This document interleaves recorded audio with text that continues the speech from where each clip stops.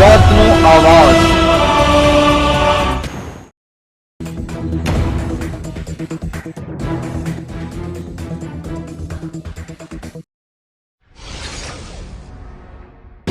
ભરૂચ જિલ્લાના વાગરા તાલુકાના પહાડ નજીક કેનાલમાંથી અજાણ્યા ઈસમનો મૃતદેહ મળી આવતા ચકચાર મચી ગઈ।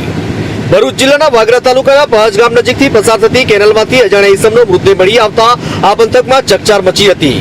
બનાવની જાણ થતાં વાગરા પોલીસ ઘટના સ્થળે પહોંચી મૃતદેહનો કબજો મેળવી તેના વાલી વારસાને શોધવાની કવાયત શરૂ કરી છે।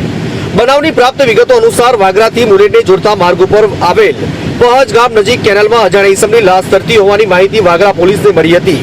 ઘટનાની જાણ થતાં વાગરા પોલીસ બનાવવાળી જગ્યાએ પહોંચી જતા કેનાલમાં વહેતા પાણીમાં એક ઈસમની લાશ તરતી નજરે પડી। પોલીસે પાણીમાં તરતી લાશને બહાર કાઢી મૃતદેહને તપાસી જોતા તેના શરીર પર કોઈ પણ ઈજાનું નિશાન ન મળ્યું હતું। ત્યારે મરણ જનાર ઈસમના ખિસ્સામાં તપાસી જોતા તેમાં પણ ઓળખ થાય તેવા કોઈ ડોક્યુમેન્ટ ન મળી આવ્યા।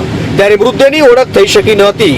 મરણ જનાર ઈસમે નાઇટી ટ્રેક પહેરી હતી તેમજ ઉપરના ભાગે કોઈ કપડું પહેર્યું ન હતું, જેને લઈને પોલીસે આસપાસમાં તપાસ આદરી હતી, પરંતુ આસપાસમાંથી પણ કંઈ ન મળી આવ્યું। હાલ તો વાગરા પોલીસે મૃતદેહનો કબજો મેળવી તેને પીએમ અર્થે ખસેડવા માટેની અને વાલી વારસોને શોધવા તપાસનો ધમધમાટ શરૂ કરી દીધો છે।